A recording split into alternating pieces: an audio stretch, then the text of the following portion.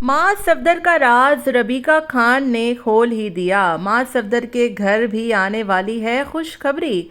इस खबर को मां सफदर ने तो छुपा के रखा, मगर रबीका खान ने मां सफदर का भांडा फोड़ दिया। अपने व्लॉग में आके बता दिया कि सबा के यहाँ खुशखबरी आने वाली है, इनके यहाँ तबीयत ख़राब है और हो सकता है कि सबा मेरी शादी ना अटेंड कर सके। जो बात मां सफदर अपने व्लॉग में बेचारा छुपाता रहा और सास का भांडा जिस तरीके से मास ने फोड़ा था, आज मास का खुद का भी भांडा फूट चुका है।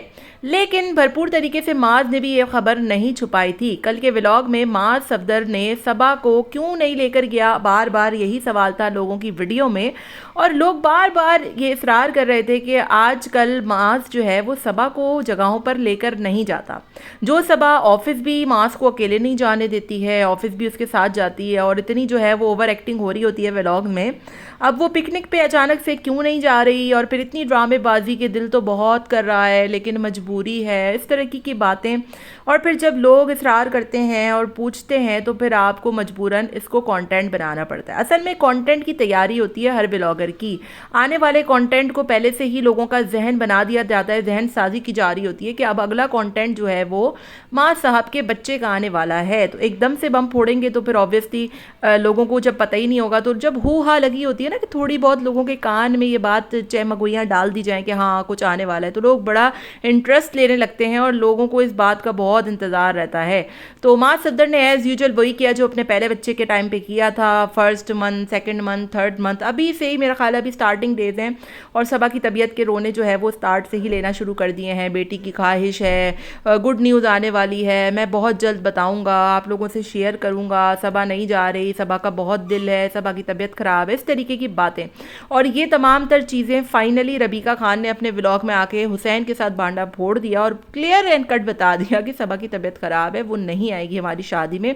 और यही वजह है कि शहीर और हफ्सा तो आ गए लेकिन माज और सबा नहीं आए। हालांकि सबा साहिबा जो ऑफिस में जा रही हैं, अपनी वालदा के यहाँ जा रही हैं, यहाँ तक कि हर वक्त जो है वो कहीं ना कहीं वो घूमने फिरने, कभी शॉपिंग पे निकली हुई होती है।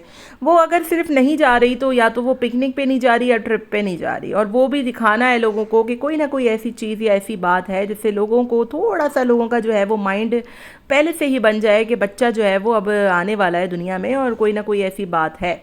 तो सबा के यहाँ फिर से खुशखबरी है और मास के यहाँ फिर से नया कंटेंट, यानी कि नया बच्चा बादल का बहन या भाई आने वाला है, जिसकी तैयारियाँ बड़े ज़ोर शोर से जारी हैं। और मास ने तो भरपूर तरीके से इसको क्लियर एंड कट ना बताने की कोशिश की, लेकिन रबीका खान ने अपने व्लॉग में आके मास सफदर का राज बता दिया। और जो मास अपने भाई का चुपके चुपके राज बता दिया करता था और अपनी व्लॉगिंग में थोड़ा बहुत इशारा दे दिया करता था कि सास की कुछ ना कुछ है खुशखबरी और हमारे घर में कुछ मामलात ऐसे चल रहे हैं, और भाभी कहीं नहीं जा रही होती थी व्लॉग में और कहीं ना कहीं से चुपके चुपके भाभी को दिखा दिया जाता था। तो आज उसी के अपनी दोस्त ने, रबीका खान ने, माज सफदर का इतना बड़ा राज कंटेंट से पहले ही जो है वो उसके कंटेंट का सत्यानाश कर दिया। तो एनीवेज अब देखना ये है कि माज सफदर साहब इस बात को क्लियर करते हैं या नहीं करते। माज की एक बात बहुत अच्छी है कि चाहे जितनी भी कंट्रोवर्सी आप इसके खिलाफ बना लो, ये बंदा आगे से रिप्लाई नहीं करता कभी। इसकी ये बात बड़ी अच्छी लगती है मुझे।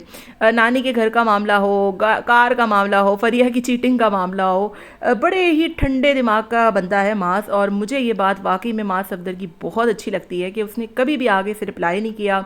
चाहे हेटर्स हों, रिएक्शनिस्ट हों, लोगों की जो है वो रील्स बनाने वाले हों, ऊट पटांग हरकतें करने वाले हों, थोड़ी बहुत मिर्चे मसाले लगा के पेश करने वाले हों, जैसे हम रिएक्शनिस्ट ऑब्वियसली करते हैं, इसमें कोई दो राय नहीं है। लेकिन मास सफदर की तरफ से कभी भी इस बात का रिप्लाई नहीं आया और मुझे नहीं लगता कि रबीका खान की इस हरकत के बाद या इस राज को उगल देने के बाद भी मास सफदर की तरफ से कोई हार्श या कोई ऐसी चीज़ या रिएक्शन आएगा। तो यही होता है कूल माइंडेड बंदे का काम कि वो अपने सिर्फ काम से काम रखता है, दुनिया जो चाहे कहती रहे, उसको कक फ़र्क नहीं पड़ता।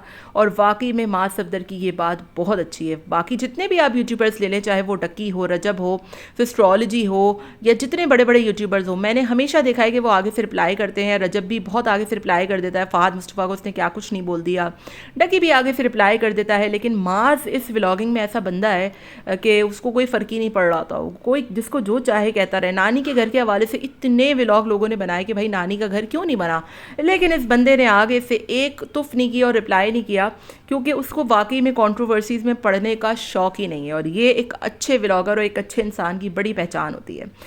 एनीवेज, आपका इस बारे में क्या ख्याल है? बहुत सारी दुआएं हैं माज और उसके आने वाले बच्चे के लिए और सबा के लिए भी। मिलते हैं नेक्स्ट वीडियो में। Till then take care, tata bye bye, अल्लाह हाफिज़।